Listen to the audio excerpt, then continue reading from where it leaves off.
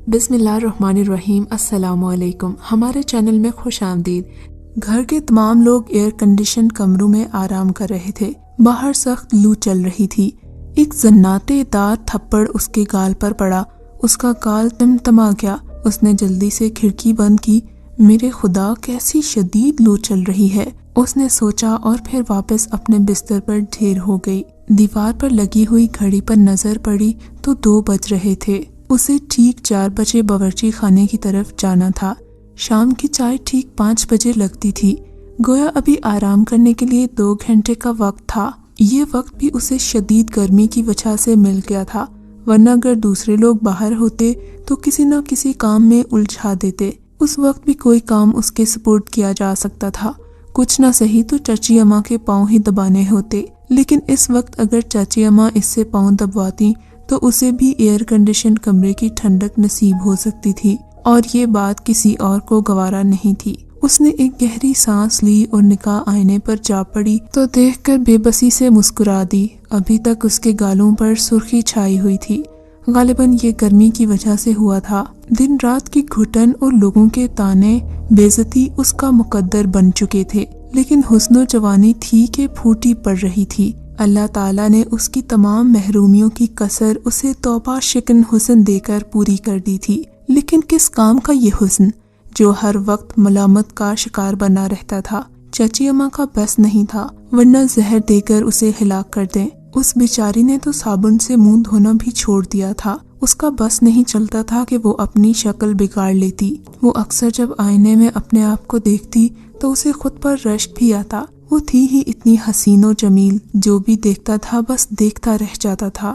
جانے کب تک آئینے میں کھڑی وہ اپنے حسن کا خراج وصول کرتی رہی، پھر ایک ٹھنڈی سانس لے کر آئینے کے سامنے سے ہٹ کر بستر پر گر پڑی۔ 12 سال کی عمر تھی جب ماں اور باپ کار حادثے کا شکار ہو گئے۔ وہ خود اسکول میں تھی جب اسے حادثے کی اطلاع ملی تو وہ بے ہوش ہو گئی۔ پورے 4 دن کے بعد اسے ہوش آیا تھا۔ دادی اماں اسے بیٹے کی نشانی سمجھ کر گلے سے لگا کر لے آئی تھیں، لیکن چچی اسے عذاب کی نشانی سمجھتی تھیں۔ اب تو مستقل عذاب بن رہی تھی۔ بہرحال دادی کی زندگی میں تو ان کی نہ چل سکی، لیکن دادی کی آنکھ بند ہوتے ہی اس کے لیے مصیبتوں کے پہاڑ کھڑے ہو گئے۔ دادی کے علاوہ گھر کا ہر فرد اس سے نفرت کرتا تھا۔ چچا جان تو بیوی کے غلام تھے۔ بھائی کی نشانی پر کبھی رحم آ بھی جاتا تو چچی جان کے قہر کی وجہ سے خاموش رہتے تھے۔ چچا جان کی بہن شازی بھی ان کے ساتھ ہی رہتی تھیں۔ بیوہ اور لا اولاد تھیں، لیکن اللہ تعالیٰ نے یہ دونوں مرتبے ان کی فطرت کو سامنے بنا کر ہی رکھے تھے۔ بلا کی جلاد اور کینہ پرور خاتون تھیں۔ خاص طور پر مقدس ان کے عطاب کا شکار رہتی، بلکہ چچی سے زیادہ تو چچا کی یہ بہن اس کے لیے قہر کا باعث بنی ہوئی تھیں۔ عائشہ اور بطول تو بچپن میں اس کے ساتھ ٹھیک ہی رہی تھیں، لیکن جب جوانی آئی تو مقدس کے مقابلے میں اس کا حسن دیکھ کر اس سے بری طرح جیلس ہونے لگتی تھیں۔ ان دونوں کے دلوں میں مقدس کے لیے نفرت پیدا ہو گئی تھی۔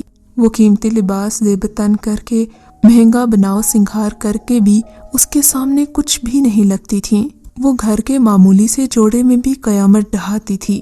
جب بھی کسی تقریب میں یہ تینوں بہنیں جاتی تو سب لوگوں کی نظریں مقدس پر ہی جم جاتی تھیں۔ انہیں اس بات کا اندازہ اچھی طرح ہو چکا تھا، چنانچہ گھر کی تقاریب میں مقدس کا مکمل بائیکاٹ کر دیا گیا۔ بہرحال وہ کون سی حقارت تھی جو اس کے نصیب میں نہیں تھی؟ وہ ہر عذاب کو خاموشی سے جھیل رہی تھی۔ اس کی زندگی میں کوئی بہار نہ تھی۔ اسے معلوم نہیں تھا کہ اس کا مستقبل کیا ہوگا۔ بستر پر بیٹھی وہ انہی خیالات میں نہ جانے کب تک کھوئی رہی۔ اس دیوار کے ساتھ لگی ہوئی گھڑی نے 3 بجائے اور وہ خیالات کے بھنور سے نکل آئی۔ ابھی تو 1 گھنٹہ باقی ہے۔ اگر لیٹ گئی تو شاید نیند آ جائے، اور یہ نیند اس کے لیے قیامت ہوتی۔ اگر ذرا سی بھی دیر ہو جاتی تو گھر والے چیخ چیخ کر آسمان سر پر اٹھا لیتے۔ کمرے میں اکیلے بیٹھے بیٹھے اس کا دل گھبرانے لگا تھا۔ باہر بھی سخت گرمی تھی، ورنہ وہ باغ میں چلی جاتی۔ کبھی کبھی سوچتی، کاش میں تھوڑے دن کے لیے بیمار ہو جاؤں، شاید مجھے اس کام سے چھٹکارا مل جائے۔ کبھی سوچتی، کاش مجھے موت آ جائے، کون سی قیمتی زندگی ہے جو کسی کو تکلیف ہوگی۔ اس نے سوچا، اور یہ سوچ اس قدر شدید ہوئی کہ وہ کمرے کی طرف بڑھ گئی۔ دروازہ کھولا اور باہر نکل آئی۔ حالانکہ باہر قدم رکھتے ہی گرمی کی حقیقت معلوم ہوئی۔ लेकिन कमरे में भी नहीं जाया जा रहा था। वो गर्मी की परवाह किए बगैर आगे बढ़ती रही और राहदारी से निकलकर सदर दरवाजे पर आ गई। सदर दरवाजे के बाहर धूप का राज था। वो सदर दरवाजे से भी बाहर निकल आई। दर हकीकत आग बरस रही थी, घास जर्द हो रही थी। अलबत्ता बरगद का सायादार दरख्त झूम रहा था, जिसके नीचे माली की चारपाई बची हुई थी। माली बेचारा भी अपने क्वार्टर में घुसा हुआ था। तमाम मुलाजमों के क्वार्टरों के दरवाजे बंद थे। कुछ मुलाजिम जो ड्यूटी पर थे अंदर थे और बाकी अपने क्वार्टरों में आराम कर रहे थे। वो तेज कदमों से दरख्त की तरफ बढ़ गई। बरगद का दरख्त बेहद खुशगवार था। उसने तमाम धूप और लू अपने अंदर जज़ब करके नीचे ठंडी छांव और हवा बिखेर दी थी। कितना रहमदिल है ये बरगद का दरख्त, खुद धूप में जलता है और दूसरों को छांव देता है। उसने सोचा तो उसके दिल से एक ठंडी आह निकल गई। माली की चारपाई पर पांव लटकाकर वो बैठ गई। बरगद के दरख्त के पत्ते लोहे से हिलकर एक दिलकश नगमा बिखेर रहे थे। वो इस नगमे में गुम हो गई थी। वो थोड़ी देर के लिए अपने तमाम गम भूल गई थी। यहाँ कोई भी ना था, वीरानी जो उसका मुकद्दर थी। लेकिन नहीं, बरगद का वो हमदर्द दरख्त शायद उसका दोस्त था। वो उसे गीत सुना रहा था। उसकी निगाह एक चमकदार नुक्ते पर जम गई। वो जहन न जाने किन किन ख्यालात का मंच बन गया। थोड़ी देर गुजर गई। अचानक उसे किसी के कदमों की आहट महसूस हुई। वो चौंक पड़ी। उसने मुड़कर देखा और एक साया सा उसके सर से गुजर गया, लेकिन पीछे तो कोई नहीं था। उसने दाएं बाएं देखा, कदमों की चाप कैसी थी। मुमकिन है कोई गुलहरी सूखे पत्तों से गुजरकर दरख्त पर चढ़ गई हो, उसने सोचा और फिर पुरसुकून हो गई। जाहिर है इस गर्म दोपहर में सब इस जैसे दीवाने तो नहीं बन सकते। लेकिन वो साया, ओहो, मैं भी एकदम पागल हूँ। वो साया तो शायद मेरा अपना ही हुआ हो जो मुड़ने से पड़ा होगा। उसने अपने जहन से ख्याल निकाल दिया और फिर उसी चमकदार नुक्ते को तलाश करने लगी जो बरगद की जड़ में था। इस बार वो बेख्याल ना हो सकी। वो चमकदार चीज क्या है जिसे वो बहुत देर से देख रही थी, लेकिन उसके बारे में उसने अभी तक सोचा नहीं था। एक सफेद सी चमकदार चीज। वो चारपाई से उठकर उस तरफ बढ़ गई। उसने बरगद की जड़ से वो दूधिया रंगत का खूबसूरत पत्थर उठा लिया जो दिल की शक्ल में तराशा हुआ था। उसके कुछ हिस्सों पर मट्टी लगी हुई थी। उसने उस मट्टी को दुपट्टे से साफ कर लिया। कैसा खूबसूरत पत्थर है, न जाने कहाँ से आया। कीमती भी मालूम होता है। मुमकिन है कि किसी जेवर से निकल गया हो, लेकिन इस दरख्त के नीचे ये कैसे आया? और फिर इसकी तराश भी वैसी नहीं थी। ये पत्थर कहीं से भी आम पत्थर मालूम नहीं हो सकता था, काफी पुराने जमाने का मालूम होता था। वो पत्थर को हथेली पर रखकर देखने लगी। बिलाशुबा वो बेहद हसीन और जाज़िब नजर है। वो उसे बेहद पसंद आया तो उसने अपने पास रखा। सोचा कि अगर किसी और का होगा तो वापस कर देगी। इस ख्याल के तहत उसने उसे मुट्ठी में दबाया और चारपाई पर आ बैठी। चारपाई पर बैठने के बाद भी काफी देर तक वो उस पत्थर को घूरती रही। मुमकिन है ये पत्थर प्लास्टिक का हो, लेकिन फिर सर झटक कर सोचने लगी कि अगर ये पत्थर प्लास्टिक का होता तो इतना वजनी न होता। कुछ भी हो, अब वो इसका अपना है। उसने इसे अपने पास रख लिया। उसे अपने कानों में एक मर्दाना आवाज सुनाई दी, शुक्रिया। अब एक बार वो फिर उछल पड़ी। इस बार उसके कानों ने धोखा नहीं खाया था। जरूर किसी अजनबी की आवाज थी जिसने शुक्रिया का लफ्ज अदा किया था। वो बदहवासी से खड़ी हो गई कि कौन है। उसे फिर वो चुपचाप साया याद आ गया। उसने बौखलाए हुए अंदाज में चारों तरफ देखा, लेकिन यहाँ तो गर्मी की शिद्दत, धूप और वीरानी के सिवा कुछ भी नहीं था। मुमकिन है कोई ऊपर दरख्त पर छुपा हो, उसे परेशान कर रहा हो, लेकिन दरख्त के पत्ते सुनसान थे। ऊपर तक दरख्त साफ था। उसे कुछ खौफ सा महसूस होने लगा। वो चारपाई से उठ खड़ी हुई। वो पत्थर अब भी उसकी मुट्ठी में मौजूद था। वो तेज तेज कदमों से सदर दरवाजे की तरफ चल पड़ी और फिर दोबारा अपने कमरे में आ गई। अजीब बात थी, उसे अपने कानों पर भरोसा था। उसे वाज़िह तौर पर शुक्रिया के अल्फाज सुनाई दिए थे। वो काफी देर तक उस आवाज से मुतासिर होती रही। फिर उसकी निगाह घड़ी पर पड़ी। 4 बजने में सिर्फ 10 मिनट बाकी थे।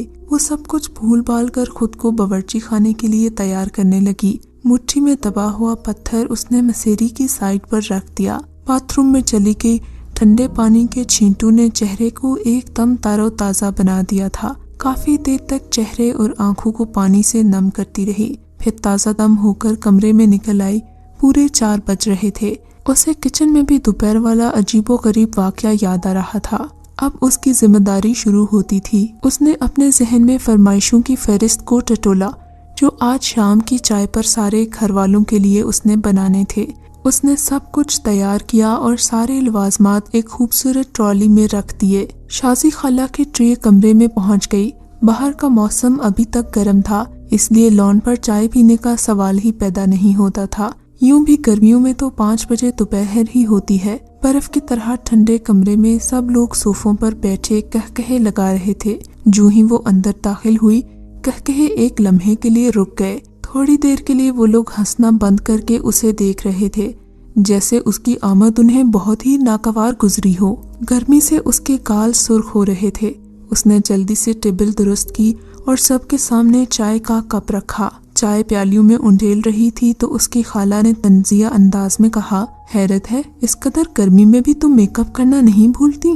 شاید خالہ نے اس کے گلابی گالوں کی وجہ سے اسے یہ طعنہ مارا تھا۔ اس نے تو زندگی میں کبھی میک اپ نہیں کیا تھا، شاید اس کا رنگ ہی ایسا تھا۔ عجیب بات ہے، تم لوگ سونے کے نوالے کھاؤ تب بھی ایسا رنگ نہیں نکال سکتی۔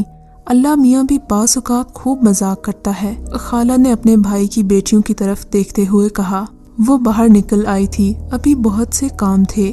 سورج اب بھی قہر برسا رہا تھا، لیکن وہ گرمی سے بے خبر کاموں میں مصروف ہو گئیں۔ شام ہوئی اور پھر رات کو وہ سب کچھ بھول گئی۔ برگد کے درخت سے ملنے والا پتھر، شکریہ کے الفاظ، اسے کچھ بھی یاد نہیں تھا۔ 11 بجے سب کے سب خواب گاہوں میں گھس جانے کے بعد اسے فرصت ملی۔ وہ اپنے کمرے کی طرف چل دی۔ کمرے میں پہنچ کر اس نے گہری گہری سانسیں لیں۔ دن بھر کی تپش کے بعد کمرہ اب بالکل ٹھنڈا ہو چکا تھا۔ وہ خاموش مسیری پر بیٹھ گئی۔ آئینہ سامنے موجود تھا۔ وہ سوچنے لگی، وہ ان سب لوگوں سے اچھی اور باوقار لگتی ہے، شاید اسی لیے وہ لوگ اس سے اس قدر چلتے تھے۔ اس کا سادہ سا لباس بھی ان کے قیمتی کپڑوں سے کہیں خوبصورت لگتا تھا۔ نہ جانے کیوں آج اس کا خود کی تعریف کرنے کا دل چاہ رہا تھا۔ اس سے رہا نہ کیا، اس کا دل چاہ رہا تھا کہ آج وہ خوب سجے سنورے۔ اس نے الماری کھول کر ایک خوبصورت جوڑا نکالا، غسل خانے میں جا کر اسے پہننے لگی۔ زرد رنگ کے جوڑے نے اسے سحر انگیز بنا دیا تھا۔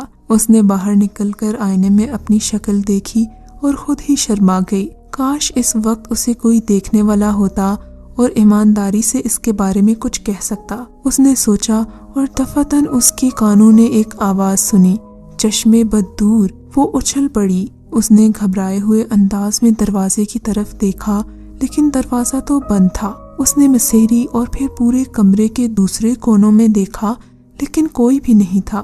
یا اللہ، میرے کان کیوں بجنے لگے ہیں؟ آخر اس وقت شکریہ کی آواز۔ پھر اس نے اسے وہم سمجھ کر اپنے دل کو تسلی دی اور آئینے کے سامنے سے ہٹ گئی۔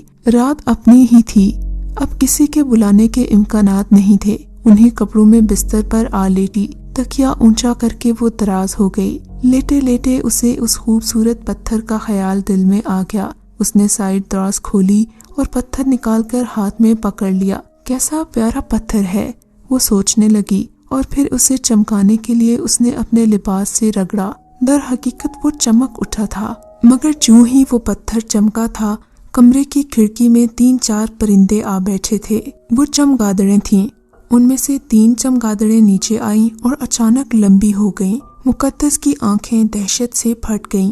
وہ ان چمگادڑوں کو ایک روپ اختیار کرتے ہوئے دیکھ رہی تھی۔ عجیب بھیانک شکلیں تھیں۔ اس نے چیخنے کی کوشش کی، مگر اس کی آواز دہشت کی وجہ سے نہ نکل سکی۔ خوف سے اس کے جسم میں رونگٹے کھڑے ہو گئے۔ ہم سے ڈرنے کی ضرورت نہیں ہے مقدس، ہم تمہارے غلام ہیں، ہم تمہارے خیر خواہ ہیں، تمہیں ہم سے ڈرنے کی بالکل ضرورت نہیں ہے، ہم تمہیں کبھی نقصان نہیں پہنچائیں گے، ہماری شکلوں سے خوف نہ کھاؤ، کاش ہم بھی تمہاری طرح خوبصورت ہوتے تو تم ہم سے خوف زدہ نہ ہوتی۔ ارے کیا یہ خواب ہے؟ مقدس نے سوچا اور آنکھیں ملنے لگی، لیکن وہ خواب نہیں تھا۔ در حقیقت 3 انسانی ہیولے اس کے سامنے تھے۔ ان کی شکلیں بھیانک ضرور تھیں، مگر لہجہ بے حد نرم تھا۔ تم کون ہو؟ اس نے ہمت کر کے پوچھا۔ ہم تمہارے خادم ہیں، ہمیں حکم دو کہ ہم کیا کریں، ہم تمہارے لیے ہر کام کر سکتے ہیں، مگر تم میرے غلام کیسے بن گئے؟ وہ ہمت کر کے بولی، یہ بتانے کی ہمیں اجازت نہیں ہے۔ وقت پر آپ کو سب کچھ معلوم ہو جائے گا۔ بہت جلد تمہارے برے دن ختم ہو جائیں گے، کوئی تمہیں اس طرح بھی نہیں دیکھ سکے گا، کسی کی حقارت کی نظر اب تم پر نہیں پڑے گی۔ ہم تینوں کو تمہاری خدمت پر مامور کر دیا گیا ہے۔ مقدس خشک ہونٹوں پر زبان پھیرنے لگی۔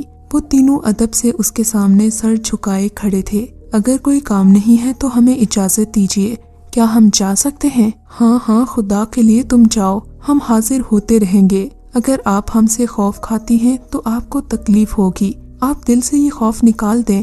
اور ہاں، ہمارے جانے کے بعد آپ کو نیند نہیں آئے گی، یقیناً آپ ہمارے بارے میں سوچتی رہیں گی، اس لیے آپ یہ شربت پی لیں، آپ کو پرسکون نیند آئے گی۔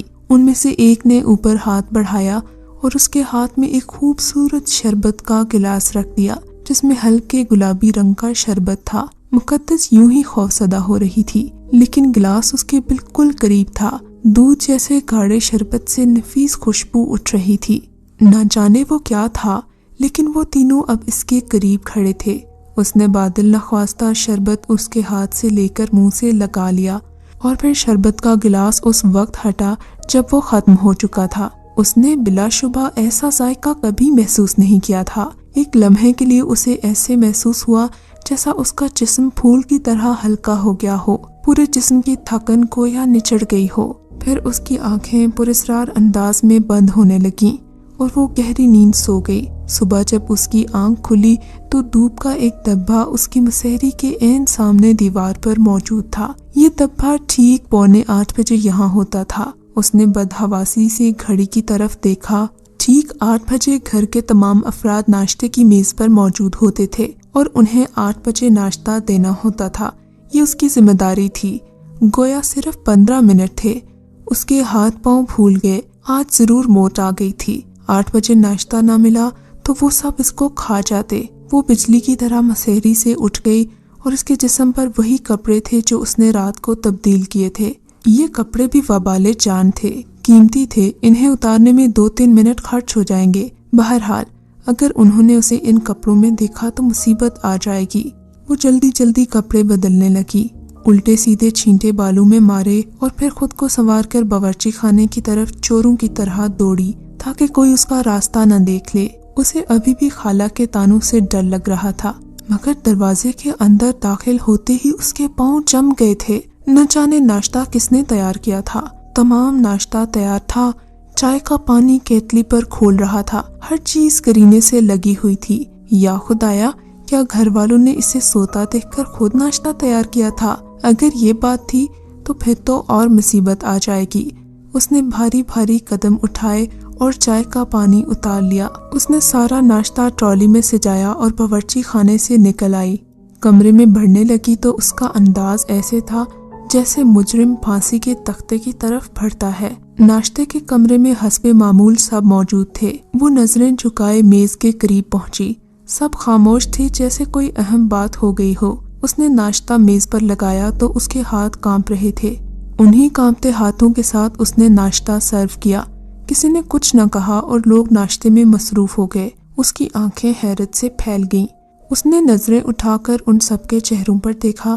کیا یہ سب پاگل ہو گئے ہیں؟ اگر نہیں تو انہوں نے ناشتے کے بارے میں کیوں نہیں پوچھا اور اسے برا بلا کیوں نہیں کہا؟ لیکن وہ کسی کے چہرے پر ایسے آثار نہ دیکھ کر چپ ہو گئی۔ ابھی وہ اس غنیمت پر سب کی شکر گزار تھی کہ خالہ نے فوراً شور مچا دیا۔ ارے کمبخت، آج چائے میں چینی پھر کم ڈال دی؟ میں نے کہا تھا نا تھوڑا سا نمک بھی ملا دیا کرو۔ وہ نمک دانی لے کر کرسی پر بیٹھی، لیکن نہ جانے کیسے کرسی تھوڑی پیچھے کھسک گئی اور خالہ فوری طور پر نیچے گرتے گرتے بچیں۔ انہوں نے میز کی ٹاپ پکڑنے کی کوشش کی لیکن چائے کی پیالی ہاتھ میں آ گئی۔ نتیجے میں چائے کی پیالی ان کے ہاتھ پر گر چکی تھی۔ ان کی چیخوں نے آسمان سر پر اٹھا لیا تھا۔ کھولتی ہوئی چائے ان کے چہرے اور سینے پر پڑی تھی۔ وہ ذبح کیے ہوئے کبوتر کی طرح پھڑپھڑا رہی تھی۔ سب لوگ ان پر دوڑے آئے۔ وہ سب اسے ڈانٹنا بھول کر خالہ کو ہسپتال لے کر گئے۔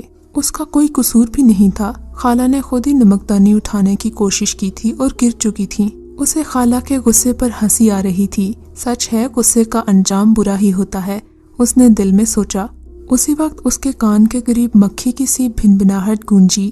آپ کو ستانے والوں کو آپ کے غلام معاف نہیں کریں گے، جو آپ کے ساتھ برا سلوک کرے گا ہم اس کا برا حشر کر دیں گے۔ وہ پھر خوف سے اچھل پڑی۔ یہ الفاظ سماعت کا وہم نہیں تھے، بالکل صاف الفاظ تھے۔ وہ آواز بھی وہی تھی جو اس نے ان خوفناک لمبے دانتوں والی چمگادڑوں کی سنی تھی۔ اس نے گھبرائے ہوئے انداز میں چاروں طرف دیکھا۔ وہ سیدھی اور معصوم ضرور تھی، لیکن پے در پہ واقعات کو نظر انداز نہیں کر سکتی تھی۔ وہ تمام واقعات ایک ہی سلسلے کی کڑی معلوم ہوتے تھے۔ اس کا مقصد ہے کہ کوئی پراسرار قوت اس کی مدد کر رہی ہے، لیکن یہ انوکھے واقعات تو کچھ زیادہ ہی عجیب ہیں۔ آخر اس کے غلام کون تھے؟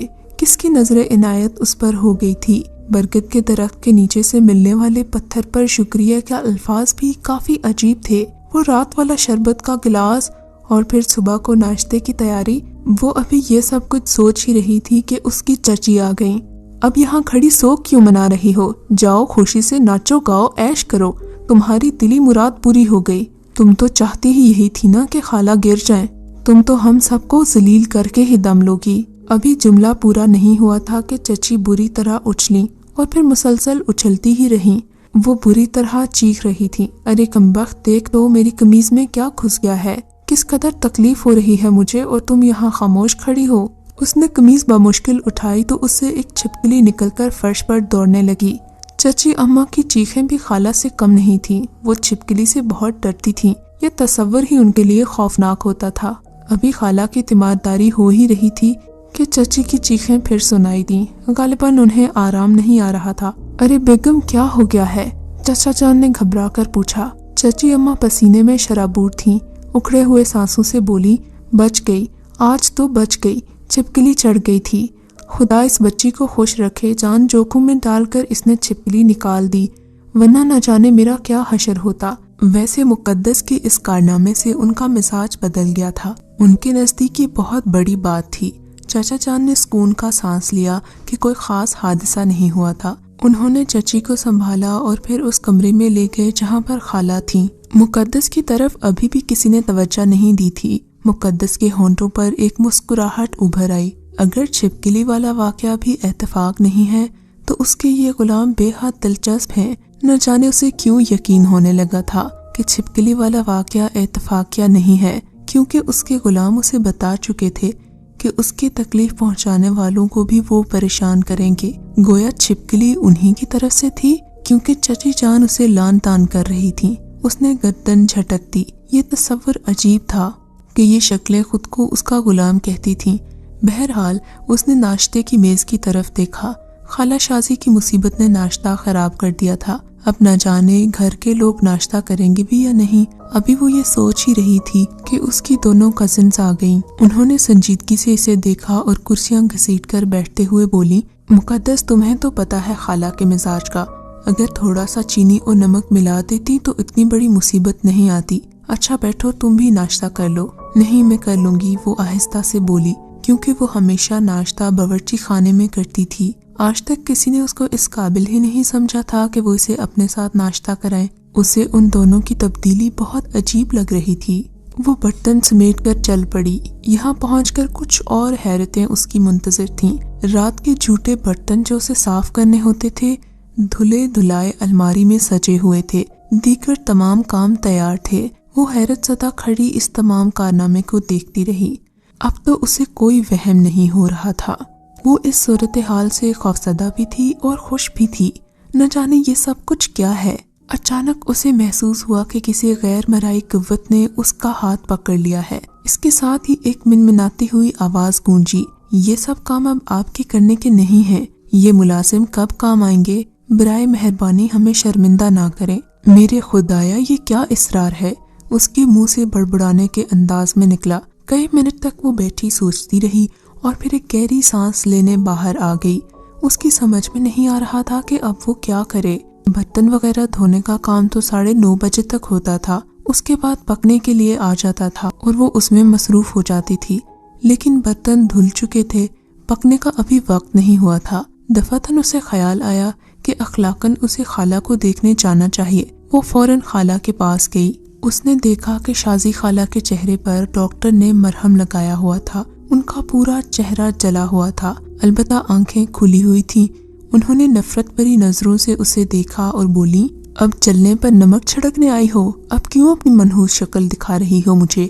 جاؤ دفع ہو جاؤ یہاں سے۔ خالہ مجھے افسوس ہے، اس نے بھرائے ہوئے انداز میں کہا، آپ خود ہی زیادہ غصے میں آ گئی تھی، نمک بعد میں بھی ڈالا جا سکتا تھا، اور پھر میں آپ سے کہہ چکی ہوں کہ چائے میں نمک نہ پیا کریں۔ ساتھ بیٹھی چچی نے بھی ان کو مشورہ دیا۔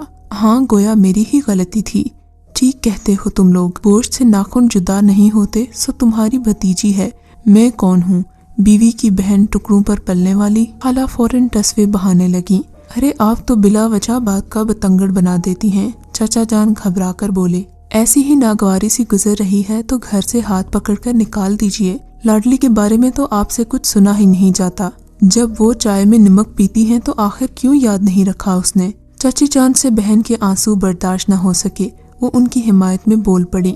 ارے چھوڑو، جانے بھی دو، یہ کمبخت تو ہے ہی چلانے کے لیے۔ ابھی خالہ نے جملہ پورا نہیں کیا تھا کہ روشن دان سے ایک چڑیا اڑتی ہوئی آئی اور پیتل کے اس گلدان پر بیٹھ گئی جو خالہ شازی کے سر کے عین اوپر تھا۔ چڑیا بیٹھتے ہی اڑی اور گلدان خالہ کے سر پر آ پڑا۔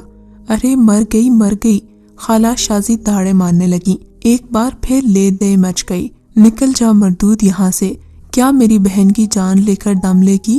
خالہ غصے میں اس کی طرف بڑھی، وہ شاید اسے دھکا دے کر نکالنے کا ارادہ رکھتی تھیں، لیکن ان کے اوندھے منہ گرنے کا دھماکہ بہت زوردار تھا، نہ جانے ان کے پاؤں کہاں پھنس گئے تھے۔ چچی جان کی لائی ہوئی تمام چوڑیاں ٹوٹ گئی تھیں اور ٹکڑے ان کی کلاہیوں میں چپ گئے تھے۔ ہائے امی، اب بھی عبرت حاصل کر لو تو اچھی بات ہے بیگم، بے زبان کا نگہبان خدا ہوتا ہے، اب بھی اگر آپ نہ سنبھلی تو انجام جو بھی ہوا اس کی ذمہ دار صرف آپ ہوں گی، سخت لہجے میں بولے۔ اس وقت ایک ملازم اندر آ گیا۔ صاحب، ایک شخص آیا ہے، کہہ رہا ہے ڈرائیور کے بارے میں اشتہار پڑھ کر آیا ہے، ملازمت کا خواہش مند ہے، آؤ مقدس، چچا جان نے کہا اور اس کا ہاتھ پکڑے دروازے کی طرف بڑھ گئے۔ ارے میری بہن بے ہوش ہو گئی ہے، ڈاکٹر کو تو بلاؤ۔ چچی جان اپنی تکلیف بھول کر خالہ کے چہرے کی طرف دیکھ کر بولی، جن کے سر سے خون بہہ رہا تھا اور پیشانی اور گالوں تک لڑک آیا تھا۔ ڈاکٹر ہمارے باپ کا ملازم نہیں ہے جو بار بار دوڑا آئے، کسی ملازم کو بھیج کر دوسرے ڈاکٹر کو بلوا لیں۔ چچا جان کی جرت پر سخت حیرت ہوئی، اس سے قبل تو وہ بھیگی بلی بنے رہتے تھے، اس وقت وہ شیر کیسے بن گئے؟ مقدس بیٹے، میری آنکھیں بند نہیں ہیں، میں تمہارے ساتھ ان لوگوں کا رویہ دیکھ رہا ہوں، بعض حالات میں بھی مجبور ہوں۔ بیٹا تم فکر نہیں کرو، یہ سب میں ٹھیک کر لوں گا۔ ابھی ذرا تم سے مجھے کچھ گفتگو کرنی ہے، بس اس شخص کو نمٹا لوں جو ڈرائیوری کے لیے آیا ہے۔ انہوں نے ملازم کو آواز دے کر اس شخص کو بلانے کے لیے کہا۔ دودھ جیسا رنگ، سنہرے بال، نیلی آنکھوں والا دبلا پتلا نوجوان، اس کے چہرے سے شرافت ٹپکتی تھی۔ اندر آ گیا، ادب سے سلام کیا اور ایک طرف کھڑا ہو گیا۔ چچا جان نے اسے سر سے پاؤں تک دیکھا اور گردن ہلا کر بولے، بیٹھ جاؤ۔ وہ کرسی پر بیٹھ گیا۔ ہاں بیٹا بتاؤ، تم کچھ تعلیم یافتہ ہو؟ جی ہاں، واجبی سی تعلیم ہے، پڑھ لکھ لیتا ہوں، وہ آرام سے بولا۔ ڈرائیونگ لائسنس موجود ہے؟ جی ہاں، اس نے جیب سے ایک کاغذ نکال کر سامنے رکھ دیا۔ چچا جان کاغذ کو دیکھنے لگے۔ ہاں تو کتنی تنخواہ لوگے میاں؟ اس کے علاوہ 2-3 باتیں واضح کر دوں، تمہیں یہاں رہنا ہوگا، ایمانداری شرط ہے، اپنے کام سے کام رکھو گے۔ مجھے منظور ہے جناب، میں سر چھپانے کی جگہ چاہتا ہوں، تنخواہ جو بھی مل جائے، میرے اخراجات زیادہ نہیں ہیں۔ ٹھیک ہے، 2000 روپے دیں گے کھانے اور کپڑے وغیرہ کے، اس کے علاوہ کچھ تنخواہ بھی دے دیا کروں گا، باقی تمہاری کھانا پینا ہماری طرف سے ہوگا، اگر اپنے شوق سے کچھ لینا چاہو تو اس کے لیے بھی میں تمہیں کچھ نہ کچھ دے دوں گا۔ بولو کیا تمہیں منظور ہے؟ باخوشی جناب، جب کپڑے اور کھانا آپ دیں گے تو مجھے 2000 کی کیا ضرورت ہے، 1000 بھی کافی ہیں، اس نے کہا اور چچا جان گردن ہلانے لگے۔ ٹھیک، تم چاہو تو آج سے ہی کام شروع کر دو، چچا جان نے کہا اور اس نے گردن ہلا دی۔ اس نے ایک طرف بھی مقدس کی طرف سر اٹھا کر نہیں دیکھا تھا، مگر مقدس کی تو دل کی دنیا ہی لٹ چکی تھی۔ ایسا انسان اس نے دنیا میں پہلی بار دیکھا تھا، وہ شاید کوئی فرشتہ تھا۔ اس کے چہرے میں نہ جانے کیا بات تھی کہ اس کے دل میں ایک کسک پیدا ہو گئی۔ چچا جان نے ملازم کو بلا کر کہا، آج سے ڈرائیور والا کوارٹر بلال کو دے دو۔ اس گورے چٹے نوجوان نے اپنا نام بلال بتایا تھا۔ بھی انہوں نے بات مکمل ہی کی تھی کہ چچی جان طوفان کی طرح اندر داخل ہوئیں۔ بولی، تم جاؤ، مجھے بات کرنی ہے۔ اس نے چچا کی طرف دیکھا اور ان کے چہرے پر کشمکش پا کر وہاں سے اٹھ گئی۔ یوں بھی اس وقت اٹھ جانا چاہتی تھی۔ نہ جانے کیا ہو رہا تھا، نہ جانے یہ کیسے دن گزر رہے تھے۔ بلال ایک ڈرائیور کی حیثیت سے اس گھر میں آیا تھا، لیکن نہ جانے کیوں اس کا دل اسے ڈرائیور تسلیم نہیں کر رہا تھا۔ ایسی حسین صورت والا ڈرائیور تو نہیں ہو سکتا۔ ابھی وہ کچن میں پہنچی تو اسے مزید حیرت ہونے لگی۔ وہ تقریباً اچھل پڑی، چولہوں پر دیچکی چڑھی ہوئی تھی، کھانا تقریباً تیار تھا، حالانکہ ابھی صرف 11:15 بجے تھے۔ اس نے تمام ہانڈیاں کھول کر دیکھی، بڑی عمدہ خوشبو اٹھ رہی تھی۔ ابھی تک جن حالات کی وجہ سے گزر رہی تھی اس نے ناشتہ بھی نہیں کیا تھا۔ روز کا تو یہی معمول تھا، کوئی نہ کوئی بات ہو جاتی تھی اور اس کا ناشتہ رہ جاتا تھا۔ آج بھی وہ ناشتہ کرنا بھول گئی تھی۔ اس نے ڈھکی ہوئی پلیٹیں کھولیں اور پھر ٹھٹک کر رہ گئی۔ ناشتہ بالکل تازہ تھا اور گرم تھا۔ اصولاً تو ابھی تک ناشتہ ٹھنڈا ہو جانا چاہیے تھا، لیکن وہ پراسرار غلام اس نے ناشتہ شروع کر دیا اور حیران رہ گئی۔ اتنا مزیدار ناشتہ اس نے پہلے کبھی نہیں کیا تھا۔ یا اللہ، اس قدر عنایتیں کیسے برداشت کر سکوں گی، وہ سوچنے لگی۔ پھر اچانک اسے بلال کا خیال آیا۔ وہ خود کو ملامت کرنے لگی۔ بڑے بڑے حسین نوجوان اس نے دیکھے تھے، جس سے اس کی چھوٹی کزن کی بات چل رہی تھی وہ بھی خاصا وچی تھا۔ عالیہ خود بھی کسی سے کم نہیں تھی، مگر آج تک وہ کسی اور سے متاثر نہیں ہوئی تھی۔ کبھی کسی کے لیے اس کے دل میں اتنی محبت یا چاہت پیدا نہیں ہوئی تھی۔ بلال کی نیلی آنکھیں بہت پرکشش لگی تھیں۔ نہ جانے بیچارہ کن حالات کا شکار تھا، پتہ نہیں بیچارے نے ناشتہ کیا بھی ہے یا نہیں۔ پھر اس احمقانہ سوچ پر وہ خود ہی شرما گئی۔ اس نے ذہن دوسری طرف نکالنے کی کوشش کی۔ دوپہر کا کھانا کھانے کے بعد سب لوگ اپنے اپنے کمروں میں جا گھسے، لیکن گھر کی فضا بہت خراب تھی۔ چچا جان بھی آفس نہیں گئے تھے۔ چچی سے ان کی خاصی کھٹپٹ ہو گئی تھی۔ حسب معمول اس نے ناشتہ دیر سے کیا تھا، اس لیے کھانا بھی نہیں کھایا۔ وہی گرم دوپہر، اور دوپہر کے خیال سے اسے پھر پتھر یاد آ گیا۔ پتھر اپنی جگہ رکھا ہوا تھا۔ اس نے بڑی چاہت سے اسے اٹھایا اور بغور دیکھنے لگی۔ کیسا پیارا پتھر ہے، وہ اس کا کیا کرے؟ کیوں نہ اسے لاکٹ میں جڑوا لے اور ہر وقت پہنے رہے؟ لیکن یہ کیسے ممکن تھا؟ اگر وہ اسے پہنتی تو گھر والے اس کی بوٹیاں نوچ ڈالتے۔ پھر اپنے کمرے میں صحیح، مگر لاکٹ کس سے بنوائے گی اور کہاں سے بنوائے گی؟ اپنی احمقانہ سوچ پر وہ خود ہی مسکرا دی۔ بے اختیار اس کا دل چاہا کہ وہ پھر برگد کے درخت کے نیچے جائے اور اسی ٹھنڈی ہوا کا مزہ لے، لیکن پھر اس کے دل میں ہلکا سا خوف ابھرا۔ اسے ان خوفناک ملازموں سے خوف آنے لگا تھا، مگر پھر سوچنے لگی انہوں نے ابھی تک اسے کوئی نقصان تو نہیں پہنچایا، پھر بھلا ان سے ڈرنے کی کیا ضرورت تھی؟ وہ تو اس کے ہمدرد تھے، اس کا خیال رکھتے تھے اور ہر وقت اس کی مدد کرتے تھے۔ حسب معمول باہر چلچلاتی ہوئی دھوپ تھی، چہرہ جھلسا جا رہا تھا، لیکن اچانک اس نے اپنے اوپر ایک سایہ دیکھا۔ اس کی نظریں آسمان کی طرف اٹھ گئیں، لیکن اوپر ایسی کوئی چیز نہیں تھی۔ جس کا وہ سایہ ہوتا وہی انوکھے غلام ہوں گے۔ اس نے سوچا وہ اس کا کس قدر خیال رکھتے ہیں۔ وہ دل ہی دل میں ان کی ممنون تھی۔ اب وہ اس سائے سے خوفزدہ نہیں تھی۔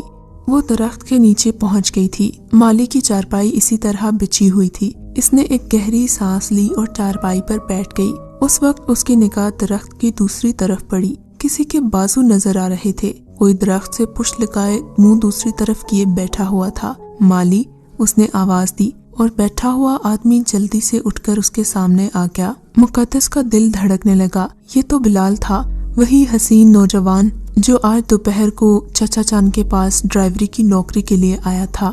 گھبرا کر بولی، آپ؟ میرا نام بلال ہے مالکن، اس نے ادب سے کہا۔ اس کی نیلی آنکھوں میں محبت کے لڈو پھوٹ رہے تھے۔ اجنبی مردوں سے ہم کلام ہونے کا اسے شاذ ناظر ہی اتفاق ہوا تھا، اس لیے وہ کافی گھبرا گئی تھی، حالانکہ وہ اس کا ڈرائیور تھا۔ آپ کو تکلیف ہو رہی ہے، میں چلا جاؤں؟ اس نے پوچھا، لیکن اس کے منہ سے آواز نہ نکل سکی۔ کوارٹر کی چھت تپ رہی تھی، اس لیے درخت کے نیچے آ گیا۔ میں جا رہا ہوں، آپ اطمینان سے بیٹھیے۔ اس نے قدم بڑھائے۔ نہیں نہیں، رک جاؤ، بیٹھ جاؤ، کیا حرج ہے؟ نہ جانے یہ الفاظ اس نے کس طرح ادا کیے تھے۔ شکریہ۔ وہ مسکراتے ہوئے اسی جگہ بیٹھ گیا اور وہ ادھر ادھر دیکھنے لگی۔ یہ شکریہ اس شکریہ سے مختلف نہیں تھا جو وہ پہلے دن سن چکی تھی، لیکن اسے اپنی بے وقوفی پر غصہ آیا۔ نہ جانے وہ اتنی بے وقوف کیوں ہوتی جا رہی ہے۔ میرا نام مقدس ہے، وہ بولی۔ تم نے کھانا کھا لیا؟ اس نے گھبراہٹ میں دوسرا سوال داغ لیا۔ مجھے نہیں معلوم مہمان کو کھانا کون دیتا ہے، اس کا مطلب ہے کہ تم ابھی تک بھوکے ہوگے۔ اس نے اسے گہری نظروں سے دیکھتے ہوئے کہا، میرے لیے کوئی نئی بات نہیں ہے، کافی عرصے سے بے روزگار ہوں، اکثر دوپہر کا کھانا کم ہی ملتا ہے۔ اس کی بات سنتے ہی مقدس کا دل ہمدردی سے بھر گیا۔ آؤ میں تمہیں کھانا کھلاتی ہوں، میں بہت شرمندہ ہوں، آئیے پلیز۔ میں بہت شرمندہ ہوں مالکن، آپ کیوں میرے لیے تکلیف کریں گی؟ پھر مالکن، میں مقدس ہوں، بس تم آؤ میرے ساتھ، اس نے کہا اور وہ اٹھ گیا۔ کچن میں داخل ہوتے ہی بولی، کچن میں کوئی ایسی جگہ نہیں ہے جہاں مہمان کو بٹھایا جائے۔ پھر وہ اسے اپنے کمرے میں لے گئی۔ اس نے میز پر کھانا رکھ دیا اور اس کو گہری نظروں سے دیکھنے لگی۔ آپ نے بھی نہیں کھایا ہوگا مس مقدس؟ تمہیں کیسے معلوم؟ تھوڑا سا پڑھا لکھا ہوں، باتیں سمجھ جاتا ہوں، آپ کی حالت بھی میرے جیسی ہی لگتی ہے۔ ہاں، میں نے ناشتہ دیر سے کیا تھا۔ چھوٹا منہ بڑی بات، جانتا ہوں آپ مالکن ہیں اور میں نوکر، لیکن پھر بھی اگر آپ خفا نہ ہوں تو آپ میرے ساتھ بیٹھ کر ناشتہ کر لیجئے۔ ارے بس تم کھانا کھاؤ اور جاؤ، کسی نے دیکھ لیا تو موت ہی آ جائے گی۔ وہ شکریہ ادا کر کے چلا گیا۔ مقدس بے سود ہو کر مسہری پر گر پڑی۔ یہ کیا ہو گیا تھا اسے؟ اس خیال پر دل نے پکارا کہ وہ صرف ڈرائیور نہیں ہے۔ پھر نہ جانے کب اس کی آنکھ لگ گئی۔ آنکھ کھلی تو 5 بج رہے تھے۔ اس کا دل ایک دم زور سے دھڑکا۔ آج تو میری شامت آ جائے گی۔ ہانپتی کانپتی باورچی خانے میں پہنچی۔ وہ دیکھ کر حیران رہ گئی کہ ٹرالی چائے اور دیگر لوازمات سے سجی ہوئی تھی۔ آنکھیں بند کر کے دیوار سے ٹک گئی۔ میرے اللہ، یہ کیا ہے؟ میرے انوکھے ہمدرد، میں کس منہ سے تمہارا شکریہ ادا کروں؟ وہ ٹرالی دھکیلتی ہوئی باورچی خانے میں سے نکل آئی۔ کمرے میں سبھی موجود تھے، کسی نے اسے کچھ خاص نہیں کہا تھا۔ اب سب نے یہ بات محسوس کر لی تھی کہ اگر مقدس کو کچھ کہا جائے تو غیبی طور پر کہیں نہ کہیں کچھ نہ کچھ برا ہو ہی جاتا ہے، اس لیے اب لوگ احتیاط سے کام لینے لگے تھے۔ کوئی اس کو لان تان تو نہیں کرتا تھا کم از کم۔ دوسری طرف بلال اس سے بے حد محبت کرنے لگا تھا۔ اس نے کئی بار اپنی محبت کا اظہار کیا بھی تھا۔ وہ اس سے اپنانا چاہتا تھا۔ مقدس تو دل سے بھی یہی چاہتی تھی کہ وہ اس کا ہو جائے، کیونکہ اسے پہلے دن سے ہی وہ پسند آ گیا تھا۔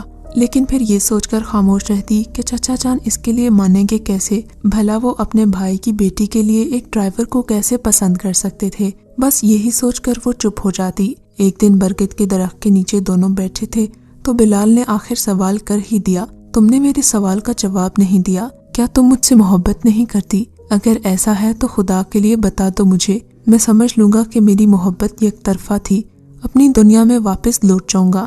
نہیں بلال، ایسا مت سمجھنا، بس میں اس بات کی وجہ سے چپ ہوں کہ یہ ماحول، یہ گھرانہ تمہیں قبول نہیں کرے گا۔ بھلے یہ لوگ میری عزت نہیں کرتے مگر انہیں اپنی عزت کا خیال ضرور ہے۔ یہ کسی طور پر مجھے تم سے بیاہیں گے نہیں۔ تم مجھے یہ سب کیوں سنا رہی ہو؟ میں ان لوگوں کی بات نہیں کر رہا، میں صرف تمہاری بات کر رہا ہوں۔ تم بتا دو مجھے تمہاری مرضی ہے یا نہیں، باقی معاملات تم قسمت پر چھوڑ دو، وہ سب میں ٹھیک کر لوں گا۔ اگر میں تمہیں اپنی کوشش کے باوجود حاصل نہ کر سکا تو پھر میں شکوہ نہیں کروں گا۔ میں تو تمہیں دل و جان سے چاہتی ہوں، دیوانہ وار محبت کرتی ہوں تم سے۔ میری دنیا میں تمہارے سوا رکھا ہی کیا ہے؟ میں ایک بد نصیب لڑکی ہوں، میری خدا نہ کرے نحوست کا سایہ تم پر بھی پڑ جائے۔ تم یہاں سے ملازمت چھوڑ دو اور کہیں اور چلے جاؤ، ظالم تمہاری زندگی بھی خراب کر دیں گے۔ وہ دیوانہ وار بولتی چلی جا رہی تھی، اس کے جذبات پھٹ پڑے۔ بلال کے ہونٹوں پر اس کا اقرار محبت سن کر مسکراہٹ پھیل گئی۔ خدا کرے تمہاری زندگی مجھے مل جائے۔ تم خود کو کیوں منحوس کہتی ہو عالیہ؟ وہ مسکراتے ہوئے بولا۔ بلال، تم ان لوگوں کو نہیں جانتے، یہ سب لوگ مجھے نہیں جانتے، بلال نے جواباً کہا۔ تم معاملات مجھ پر چھوڑ دو، بس تم خوف زدہ نہ ہونا، مجھ سے ملتی رہنا۔ اگر تم نے اس کے خلاف کچھ کیا تو میں کامیاب نہیں ہو سکوں گا۔ کیا کیا ہے تم نے؟ مقدس نے خوف زدہ ہو کر پوچھا۔ وہ دیکھو، بلال نے اشارے سے کہا تو اس کا دل اچھل پڑا۔ خالہ شازی اس طرف آ رہی تھی۔ خالہ کے دیکھتے ہی دیکھتے اس نے اسے باہوں میں لے لیا۔ خالہ دور سے یہ منظر دیکھ کر کانوں کو ہاتھ لگانے لگیں اور پھر واپس چلی گئیں۔ بلال ہی جانتا تھا کہ اس نے یہ سب کیوں کیا تھا۔ گھبراہٹ اور غصے کے ملے جلے جذبات میں مقدس چیخ کر بولی، تم کیوں میری موت کا سامان کر رہے ہو؟ جب تمہیں پتا تھا کہ خالہ دیکھ رہی ہے تو تم نے یہ حرکت کیوں کی؟ میں تمہاری موت نہیں، زندگی کا سامان کر رہا ہوں مقدس، تم گھبراؤ مت، بس رات کو مجھ سے ملنے آ جانا، باقی معاملات تم مجھ پر چھوڑ دو۔ وہ خوفزدہ ہو کر اپنے کمرے کی طرف بھاگی۔ آج تو اسے ڈر سے بخار آ رہا تھا۔ اسے نہیں پتا تھا کہ چچی جان اور خالہ اس کے ساتھ کیا کرنے والی ہیں۔ وہ جانتی تھی کہ ضرور خالہ نے چچی جان کو سب کچھ بتا دیا ہوگا۔ بلال نے جان بوجھ کر خالہ کے دل میں یہ چنگاری لگائی تھی، مگر مقدس کا خوف اور بخار سے برا حال تھا۔ ناشتہ تو اس کے غلاموں نے تیار کر دیا تھا اور وہ اب اس کی عادی بھی ہو گئی تھی۔ ناشتہ لے کر کمرے میں گئی تو اس کی دونوں چھوٹی کزنز مسکرا رہی تھیں۔ اس نے پھر سوچا اور اپنے کمرے میں آ گئی۔ اس روز وہ برگد کے درخت کے نیچے بھی نہ جا سکی۔ اس کی خاموشی سے اس کا دل دہل رہا تھا۔ دوپہر کے 2 بجے بلال اس کے کمرے میں گھس آیا۔ وہ اچھل پڑی۔ خدا کے لیے بلال باز آ جاؤ، میں مر جاؤں گی، کیسی باتیں کر رہی ہو؟ او تمہیں تو بخار ہے، شاید خوف کی وجہ سے ہے، آؤ میں تمہیں تماشا دکھاؤں۔ لاکھ منع کرنے کے باوجود بلال اسے اس کمرے میں لے گیا جہاں چچی اور خالہ اونچی اونچی آواز میں گفتگو کر رہی تھی۔ بات سنو میری زکیہ، پریشان ہونے کی بجائے ایسا کرو کہ سانپ بھی مر جائے اور لاٹھی بھی نہ ٹوٹے۔ حرامزادی کو اپنی صورت پر بڑا ناز ہے، ڈرائیور کے پلے باندھ دیتے ہیں تو مزہ ہی آ جائے گا۔ اس سے انتقام لینے کا تو یہ اچھا طریقہ ہے۔ اپنے میاں کو اس کے کرتوت دکھاؤ اور پھر کہہ دو اگر عزت پیاری ہے تو ڈرائیور صحیح اس کی شادی کر دیں، ورنہ نہ جانے راتوں رات کیسے گل کھلائے گی۔ ہاں ٹھیک ہے، یہ تو تم نے بالکل صحیح بات کی، آج رات کو ہی میں اپنے میاں سے بات کرتی ہوں۔ یہ سن کر اس کے دل کو تھوڑی تسلی بھی ہوئی مگر وہ گھبرا بھی گئی۔ چلے جاؤ بلال، مجھے کچھ نہیں پتا کہ کیا ہونے والا ہے، میرے پروگرام کے آخری حصے کو تو پورا کرنے دو، آج رات ضرور آنا، اگر تم نہیں آئی تو میری ساری محنت اکارت جائے گی۔ تم خالہ کی سازش کو تفصیل سے سننے کے بعد بھی یہ کہہ رہے ہو؟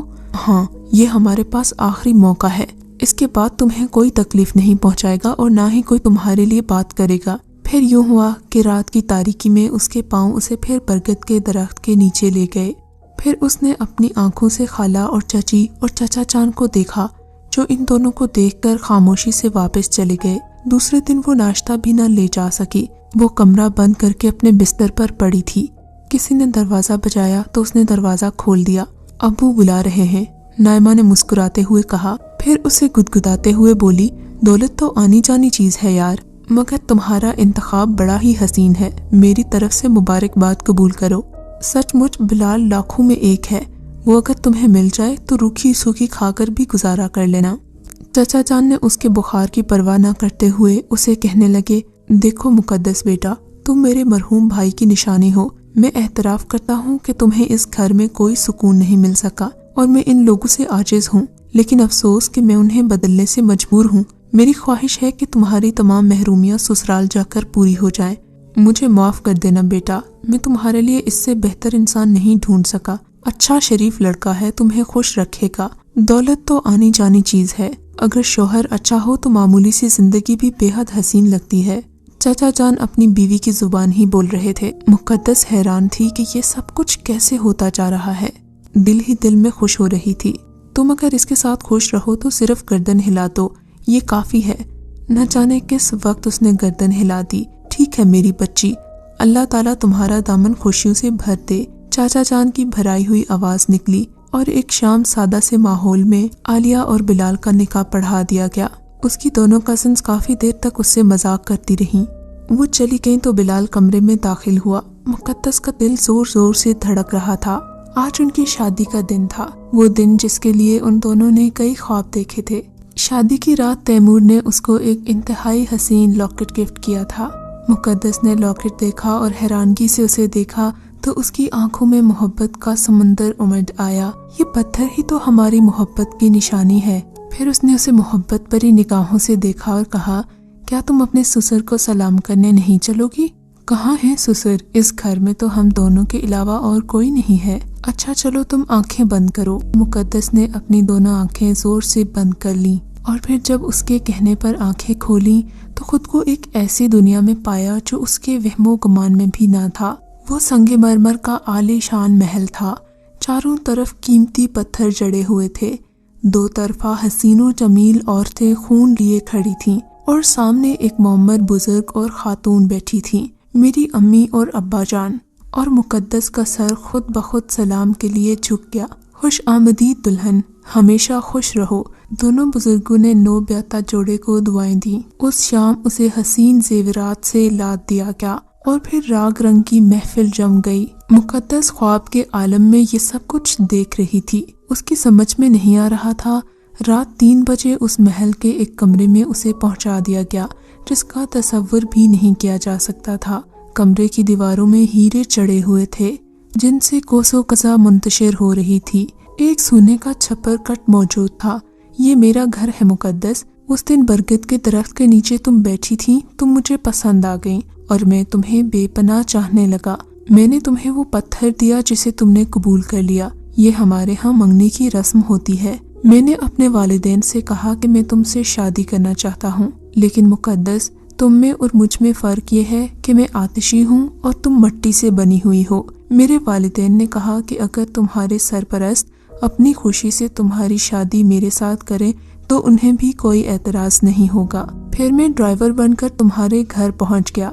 अल्हम्दुलिल्लाह मैं मुसलमान हूँ और तुम्हारा परस्तार, तुम्हें कोई तकलीफ न होगी। मैं तुम्हारी दुनिया में तुम्हारे साथ रहूँगा। मेरे वालिदैन ने इजाज़त दे दी है। मैं वलीमा भी तुम्हारी दुनिया में ही कर सकता हूँ। मेरी एक खूबसूरत कोठी मौजूद है, ऐसी कोठी जो तुम्हारे दुश्मनों ने ख्वाब में भी न देखी होगी। कल सबको उस कोठी में बुलाएंगे। उस वक्त उनकी हालत काबिले दीद होगी। मैंने तुमसे ये राज छुपा कर इसे अपने दिल में हमेशा चोर महसूस किया है। क्या तुम इस बात पर मुझे ठुकरा दोगी? नहीं बिलाल, मुझे इस बात से कोई फर्क नहीं पड़ता कि तुम इंसान हो या जिन। मुझे तुमसे मोहब्बत है। मैंने तुम्हें दिल दिया है। अब तुम जो कोई भी हो मुझे कबूल हो। मुकद्दस ने मोहब्बत भरे अंदाज में जवाब दिया। वैसे भी वो उन नौकरों की वजह से और अजीबो गरीब वाक़यात की वजह से जिन्हों की दुनिया से काफी हद तक आशना हो चुकी थी। दूसरा दिन सबके लिए हैरानगी का दिन था। सभी एक आलीशान कोठी में वलीमा की दावत पर मौजूद थे। बिलाल और मुकद्दस ऐसे लिबास में थे कि शायद ही ऐसा लिबास किसी ने पहले देखा हो। सबकी आंखें हैरत से फटी जा रही थीं। वो सब एक दूसरे का मुंह देख रहे थे कि ये क्या हो गया। उसकी दोनों कजिन्स तो अपने नसीब पर पछता रही थी कि उन्होंने उसे मामूली ड्राइवर समझकर कोई तवज्जो क्यों नहीं दी। वो तो एक अमीरजादा निकला था। उसे तो बस मुझसे मोहब्बत हो गई थी। वो मेरी मोहब्बत में इस कदर डूब गया था कि एक मामूली सा ड्राइवर बनकर कई मार रहा है। मुकद्दस की जुबानी ये कहानी सुनकर उसकी कजिन शशदर रह गईं। कहानी सुनकर सबकी जुबानें गंग थीं। वो जो कुछ समझ रहे थे सब उलट हो गया था। वो चाहते थे कि मुकद्दस हमेशा गुलामी की जिंदगी बसर करे। वो तो राज करने वाली बन गई थी। कई नौकरों की लाइनें उसके सामने लगी हुई थीं। उसकी जिंदगी की सारी तकलीफ खत्म हो चुकी थी। बिलाल की मोहब्बत पाकर वो जैसे मुकम्मल हो गई थी। उसे मोहब्बत, दौलत, सूरत सब कुछ एक साथ मिल गया था। बिलाल को पाकर उसे यूं लग रहा था कि उसकी सारी जिंदगी की मुश्किलात का इज़ाला हो गया है। वो पल भर में अपनी सारी मुसीबतें भूल गई थी। इधर उसकी चचाजाद बहनों का बुरा हाल था। एक तो उस अमीरजादे के हाथों से निकल जाने का दुख, और फिर दूसरा दुख ये कि मुकद्दस के घर से जाते ही घर के सारे काम का बोझ उन दोनों पर आ गया था। वो दोनों तो खैर थी ही काहिल, मगर घर के बाकी लोग भी अपने सारे काम उसी से करवाते थे। उनकी सजा के लिए यही काफी था कि उनको वो सारे काम अब खुद करना पड़ते थे जो वो मुकद्दस से डांट टपट कर करवा लिया करते थे। शायर ने क्या खूब कहा है, मुद्दई लाख बुरा चाहे तो क्या होता है, होता वही है जो मंजूर खुदा होता है। तो ये थी आज की खूबसूरत कहानी। अगर आपको ये कहानी अच्छी लगी है तो इस वीडियो को लाइक कीजिए और इस तरह की मजीद वीडियोस देखने के लिए हमारे चैनल को सब्सक्राइब कीजिए।